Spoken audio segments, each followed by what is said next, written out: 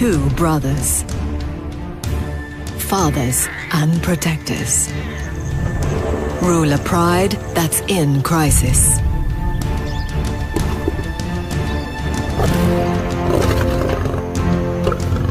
Roving bands of rival males, battle-hardened fighters,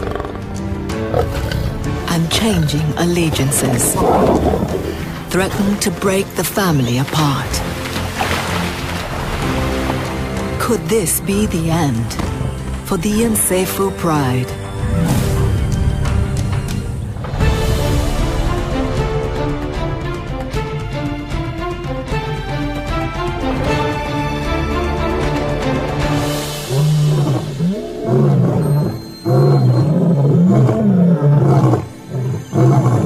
The NSEFU brothers roar a warning to all. This is their land. These 8-year-old leaders have ruled here for 3 years. On average, males keep a pride for only 2 years, so they've already exceeded expectation.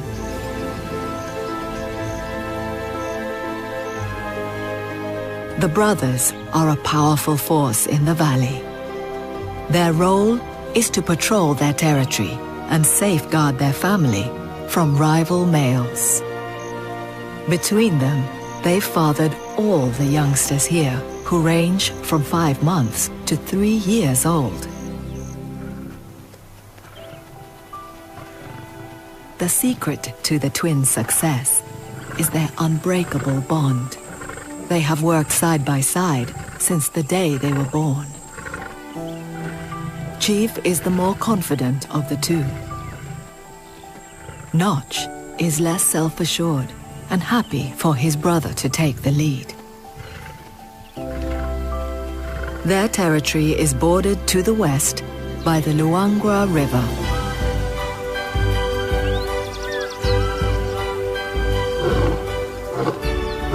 Chief's roars can reach 114 decibels, louder than a jackhammer.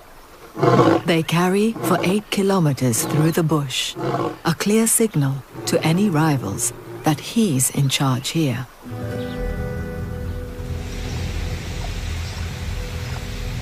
His calls reach a lone nomadic male. Young male lions leave their family pride when they're about 3 years old, typically banding together for strength in numbers. Alone, this male is no match for Chief.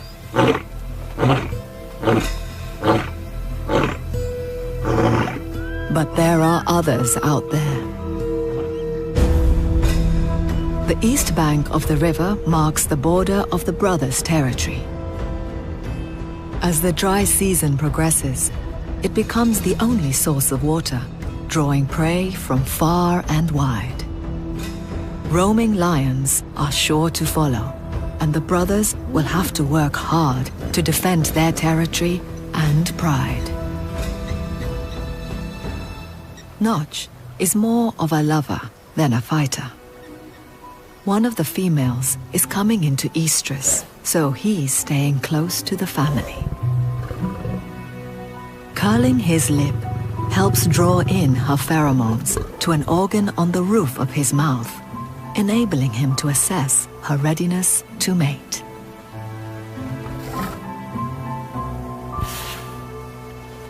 He needs to be patient for a little longer.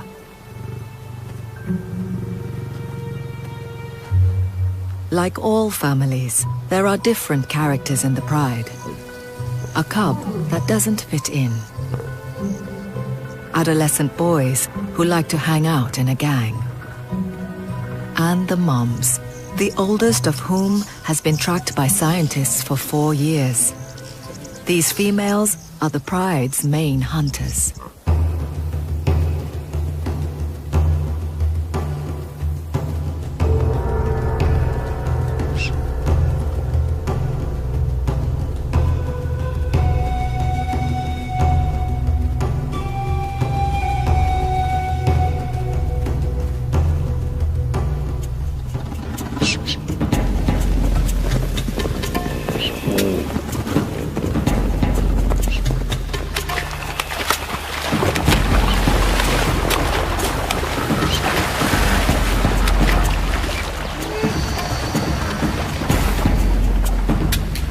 The puku's tactic of running into the river seems to work.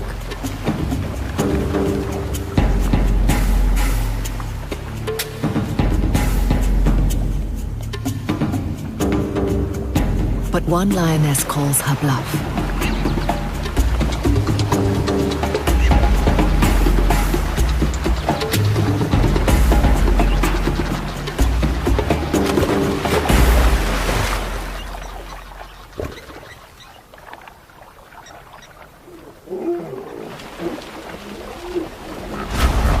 She's got competition.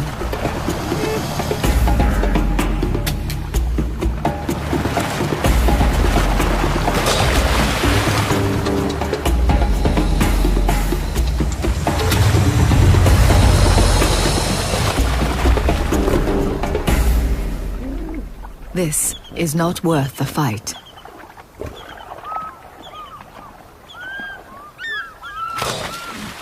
The family decides to call it a day.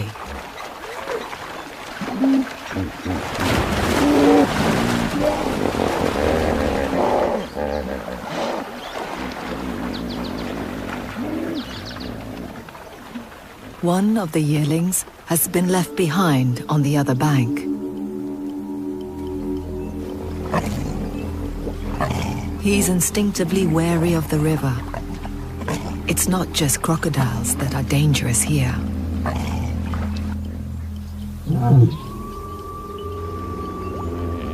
A hippo more than 10 times his weight could cause serious damage.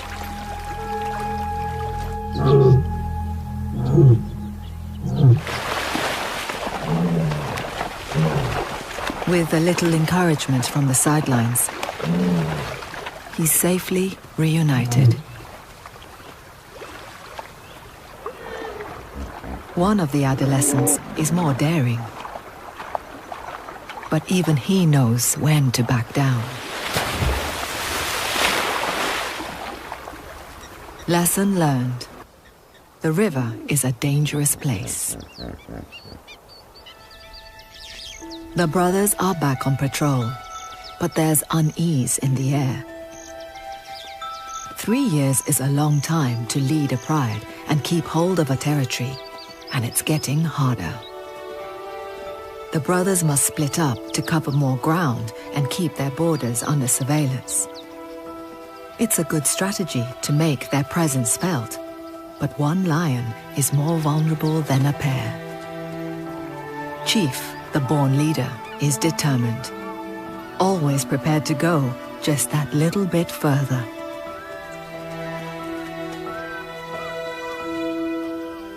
His brother chooses to stay closer to the family. There's tension in the pride too. They can hear distant roars and sense the threat of intruders. A takeover is a violent time for all members of the pride, whatever their age. The adolescents would be chased away. Still green, they'd have a hard time surviving on their own.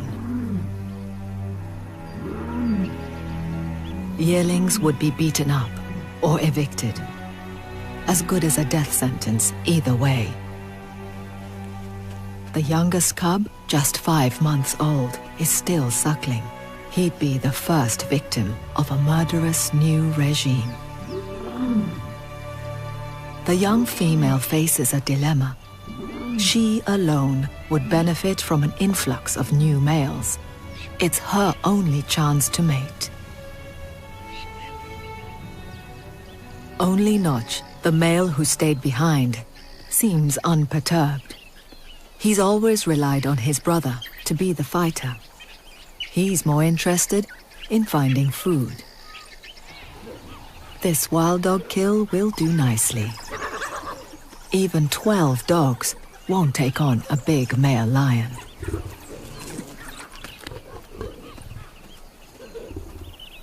Scavenging and stealing are an important part of a male lion's arsenal. They spend lots of time away from the pride, so can't rely on the females, the most skilled hunters, to provide all their food. stealing others' kills is a trick the adolescents need to learn too. Their hunting skills leave a lot to be desired, but at least their thieving instincts are kicking in. They've got the scent of a kill stashed in a tree by a leopard.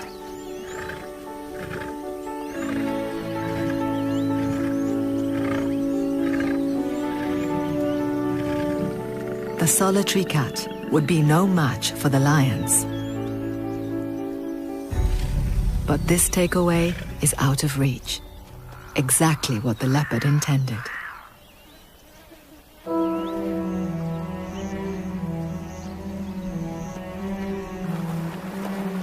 Worn out from his 24-hour long-distance patrol, Chief returns to the river that marks the western border of the NSEFU territory. At this time of year, low water levels reveal a sandbank in the middle of the river. In between lion territories, this is no man's land.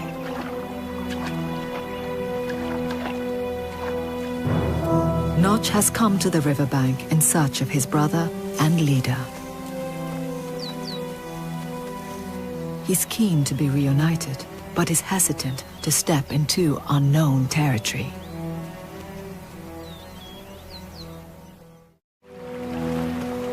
Notch is not brave like Chief, but the desire to be with him is strong.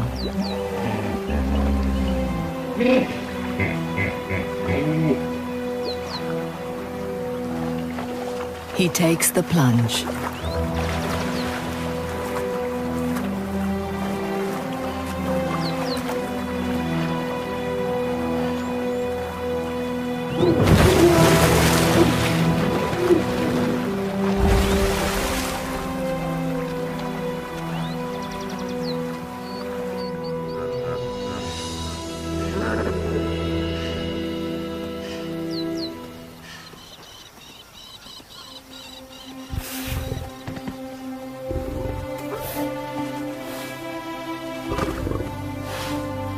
Notch's relief is palpable. He reinforces his brotherly bond.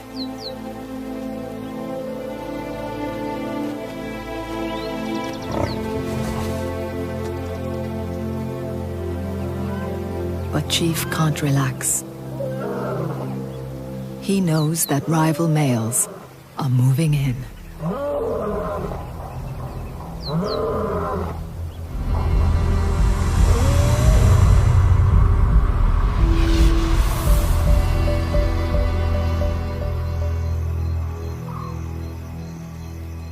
In the cool of the night, the adolescents are having another much-needed hunting lesson.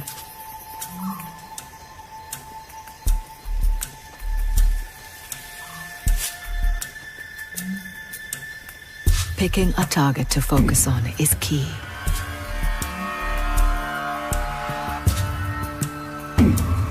As important as deciding what to let go. The chase is only part of the hunt. Success depends on teamwork. Some chase while others ambush. But these adolescents haven't worked out their roles yet.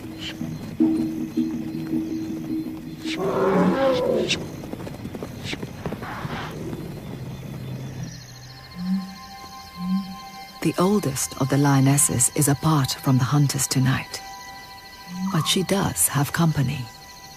Notch, always the lover, not the fighter. She's an estrus.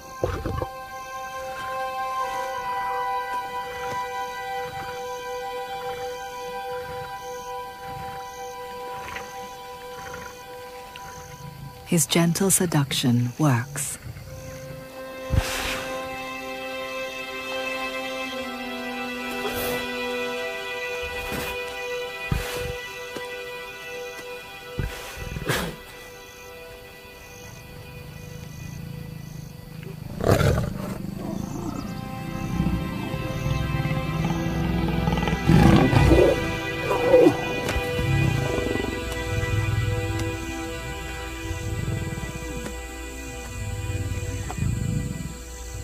With the future so uncertain, this could be his last chance to father offspring.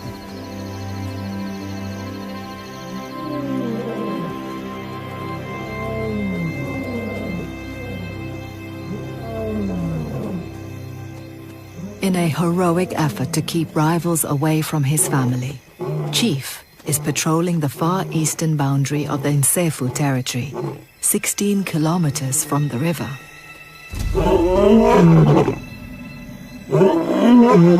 But in securing the pride's inland boundary, he's left the river entrance wide open.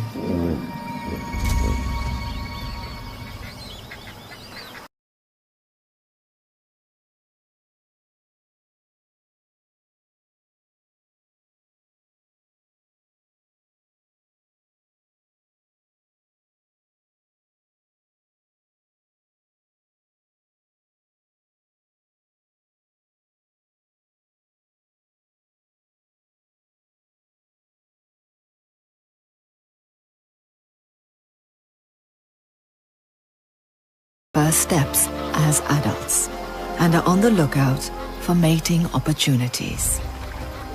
These bachelors wouldn't stand a chance against the larger NSEFU brothers if they were together.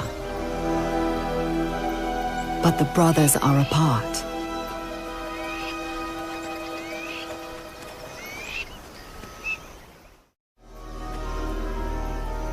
The young hopefuls listen for the roars of resident lions. But all is quiet. This territory seems too good to be true. So far, there's no sign of challengers, and it's prime hunting ground.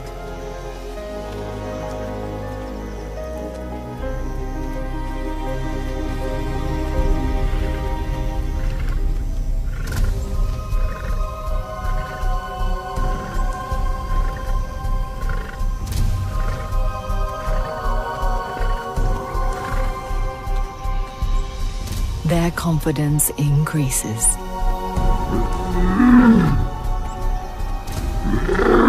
These roars declare not possession of territory, but availability. And their urine leaves a distinctive odor, a calling card full of seductive information. They've timed their arrival perfectly. All across the valley, waterholes are drying, forcing herds of buffalo to congregate and head for the river. At this time of year, buffalo are the #1 prey for lions.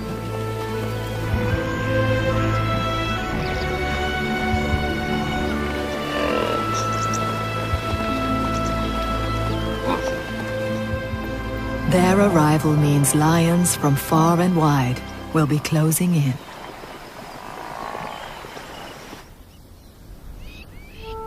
At the eastern edge of the territory, Chief continues his boundary patrol.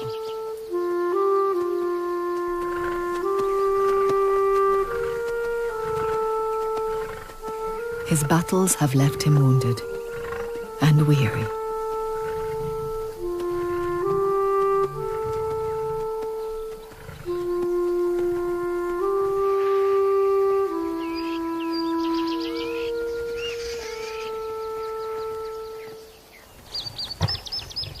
Days later, Chief still hasn't returned. Notch and the Pride are on high alert. The bachelor's distant roars are loud and clear.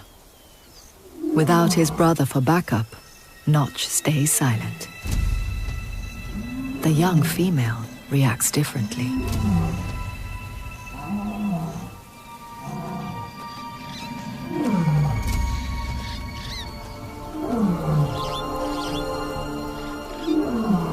It's a big moment for her. She is now fully in estrus and is drawn towards the voice of a new male.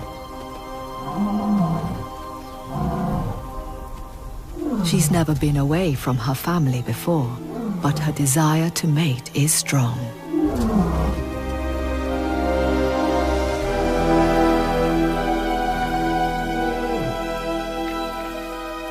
Between sound and scent, the directions are clear.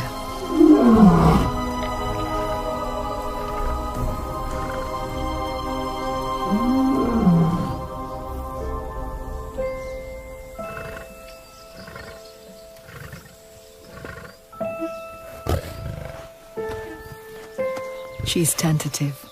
These males are strangers.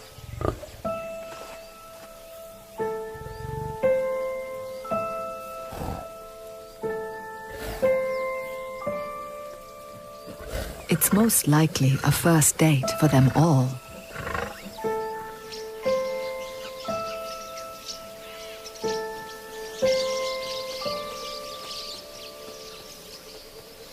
They're new to this, but their instincts kick in.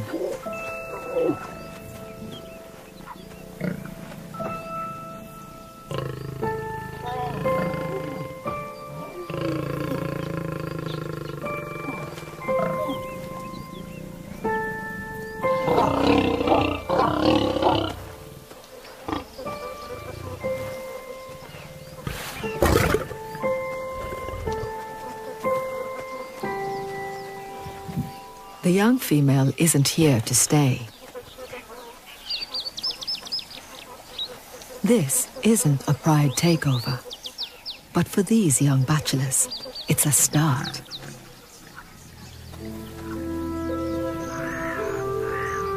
Change is in the air.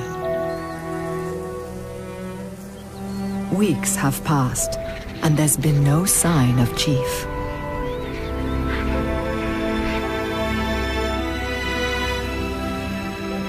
Notch has never been apart from his brother for this long before. He searches for him, listening for his familiar roar.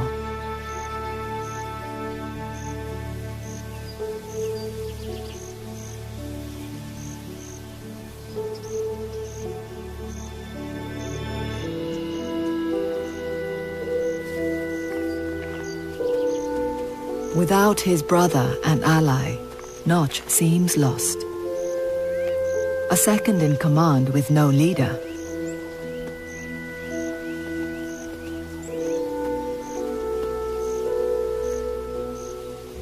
The rest of the pride is fragmenting.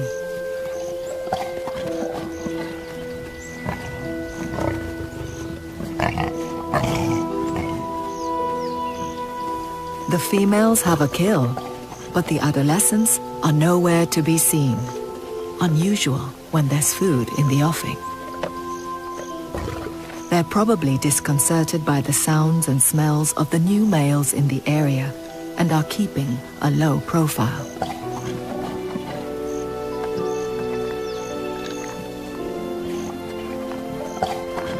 With his brother gone and rivals on his doorstep, this will be a true test of Notch's mettle.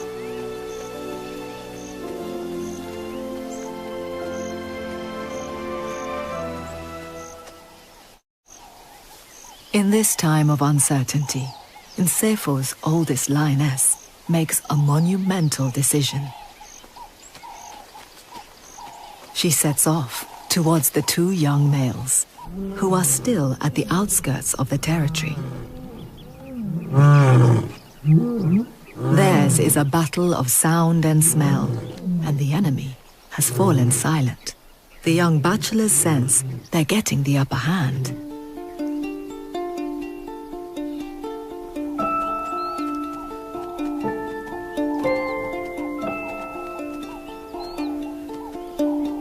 The lioness may well be pregnant from mating with Notch, and if these two males stick around, her cubs will be in grave danger. She must do everything she can to ensure their survival. In a takeover, the bachelors wouldn't hesitate to kill her cubs, unless she can convince them that they could be the father.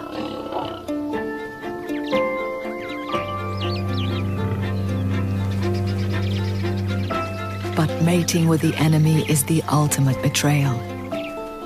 A vote of no confidence from the pride's oldest member.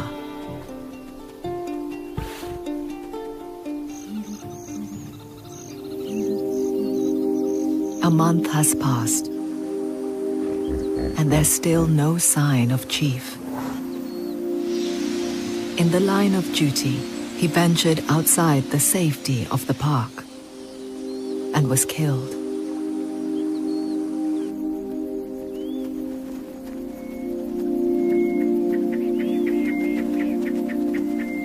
Without its main leader, the pride is disintegrating.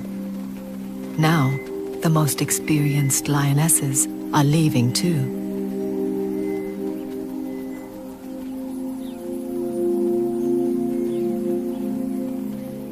Notch stands alone.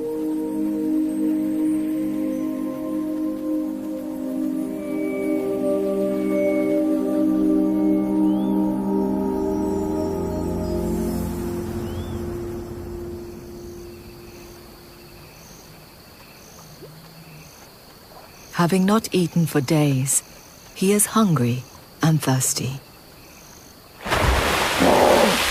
But the river is full of dangers. Alone, he's more vulnerable than ever.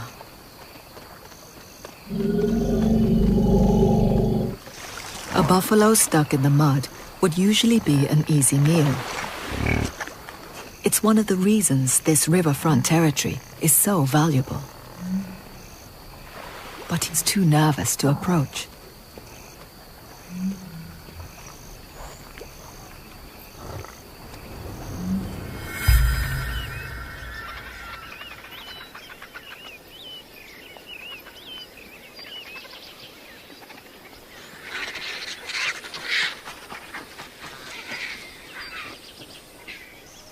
As the sun rises, Notch looks on as other mouths devour what could have been his.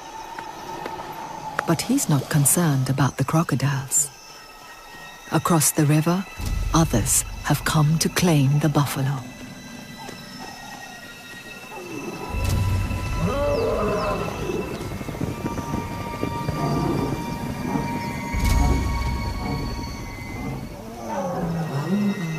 It's a huge pride.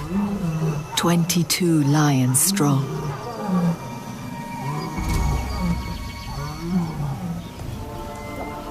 Three big males rule, and all the females have cubs. They're a tough, cohesive gang. Even the crocodiles know who's boss. The males get first feeding rights on the feast. It's clear who's in charge here. Notch keeps his presence hidden. With such a large family of their own, taking over the NSEFU pride is not on their agenda. These males are no direct threat to Notch.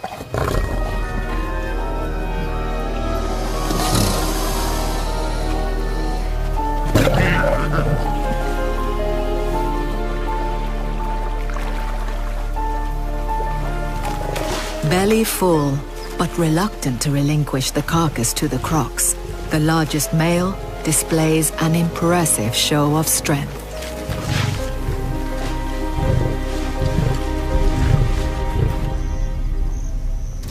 All Notch can do is watch. It's a hollow reminder of what life used to be.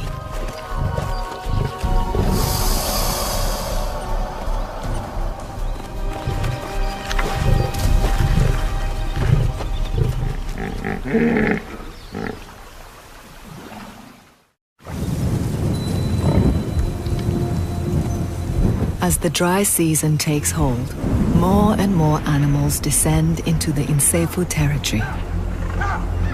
The plain is restless.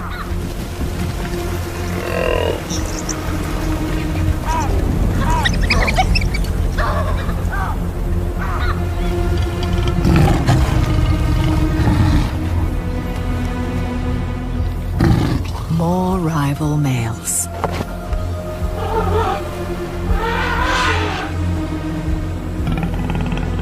This pair, twice the age and double the weight of the young bachelors, are in the heart of the NSEFU territory and are making themselves at home. The two nomads are seasoned brawlers. They fought their way through other lion territories for years and are afraid of nothing. One glimpse of this battle-hardened duo tells the younger pair all they need to know.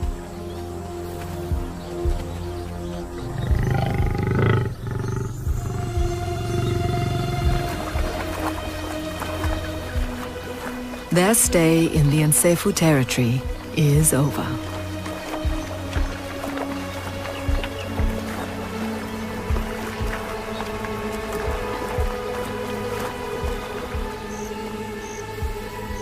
These interlopers are a serious threat. Not only for Notch, but to all his offspring.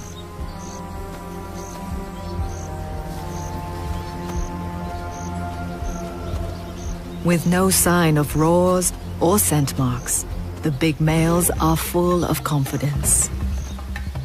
Already, they're claiming this land as their own.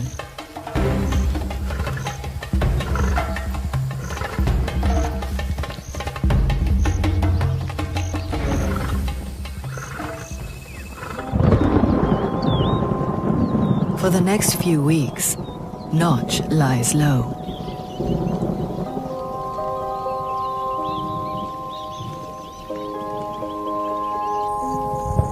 The other NSEFU Pride members, now dispersed, follow suit.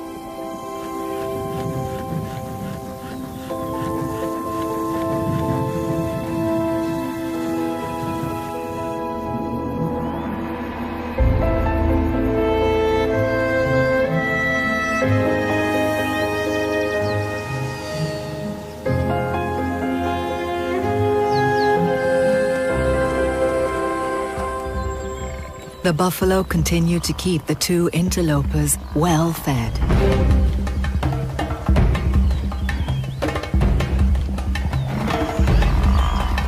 In such high numbers, there will always be injured and sick individuals, providing plenty of opportunities for the two large males.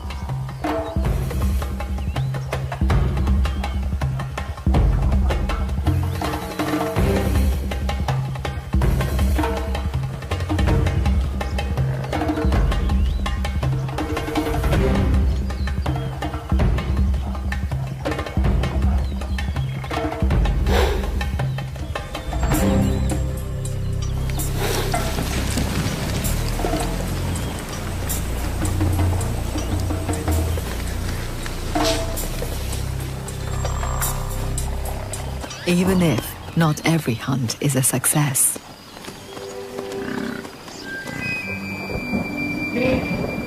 Storm clouds gather, and finally the weather turns. The arrival of rain changes everything. The interloper's larder begins to move on.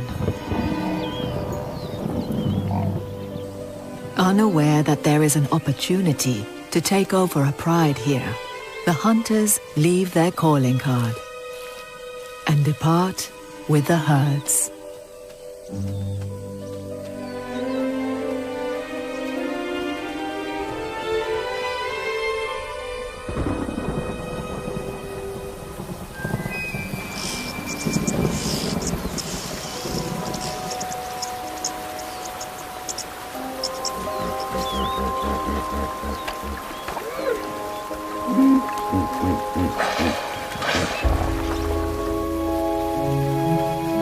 The NSEFU pride is still fragmented.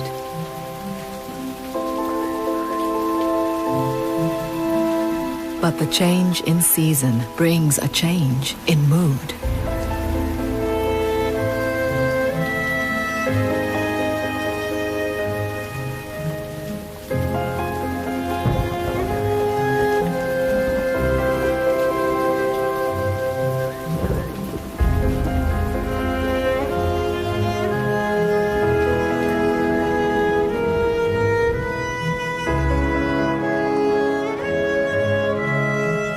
Peace returns to the NSEFU territory.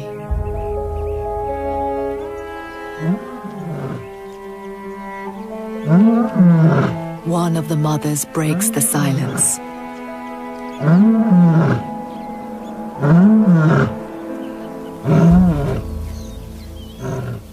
It elicits just the response she hoped. One by one, the pride returns.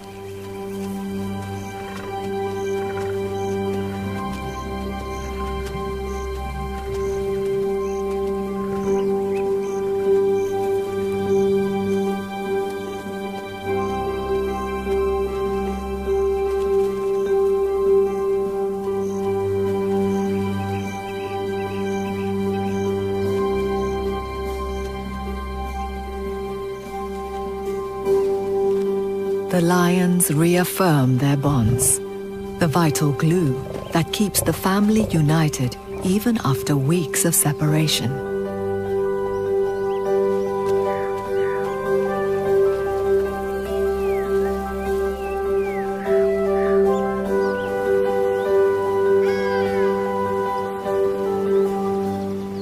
Only Notch is alone, unaware that his pride has reunited.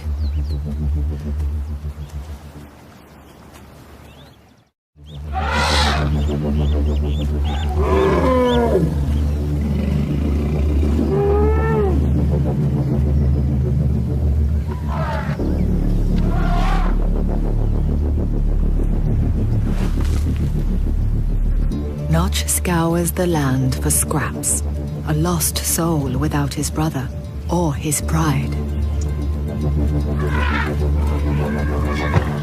Where once he feared nothing, he's now easy to chase away.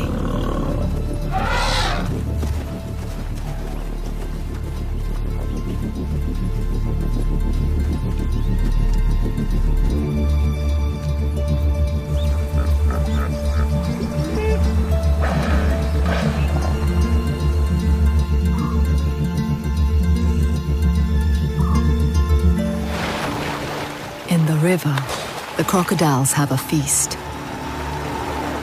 The carcass of an elephant, enough meat to feed 100 mouths for several days. Desperately hungry, Notch is drawn in by the smell of food.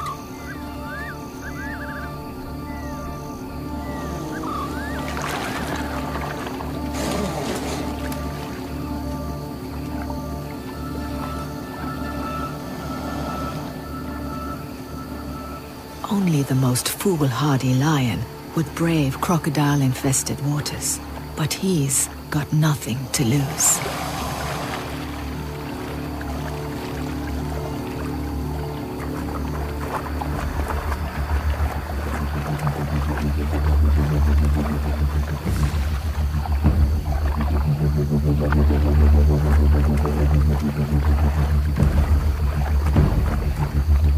Sensing movement and more fresh meat, the crocs close in.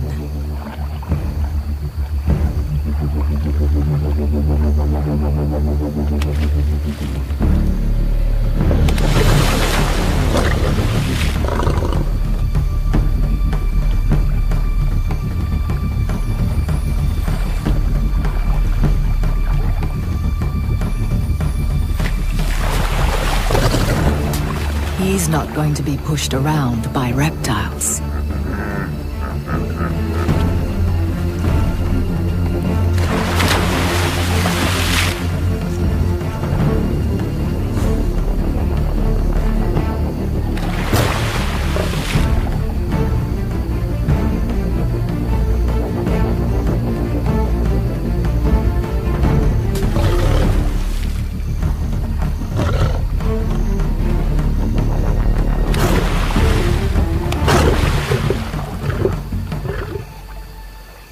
The strong smell of the carcass and the commotion in the river attracts a lioness.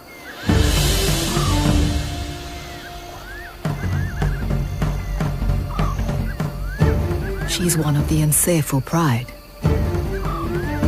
and she's not the only one watching the drama.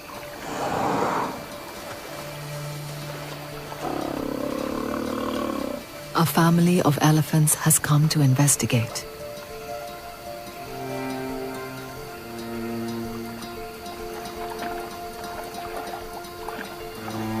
But Notch isn't interested in them. He hasn't seen a member of his pride for 3 weeks. Both are wary.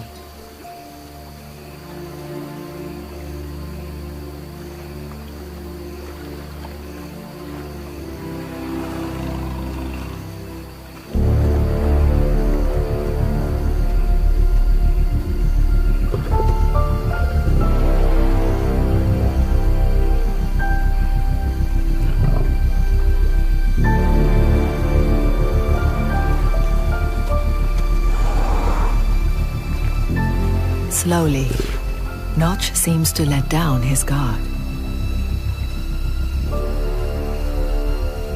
But she doesn't stay.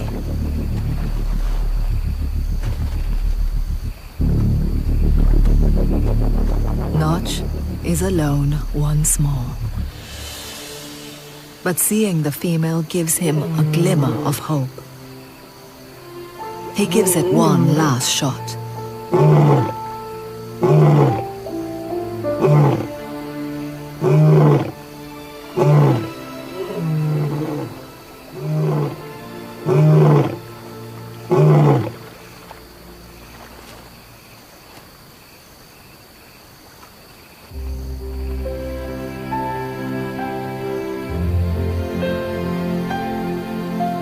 Slowly but surely, familiar faces appear.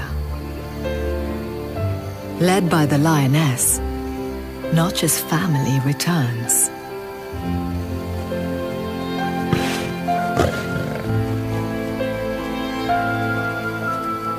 The pride that he spent 3 years protecting is firmly back by his side.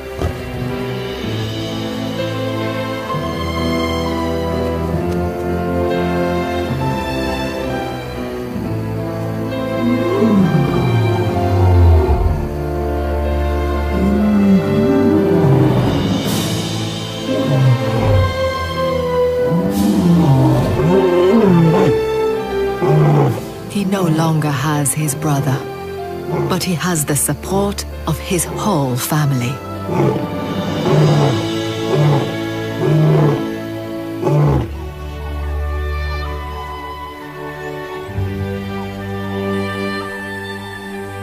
Without Chief by his side, Notch's days as head of the NSEFU Pride are surely numbered.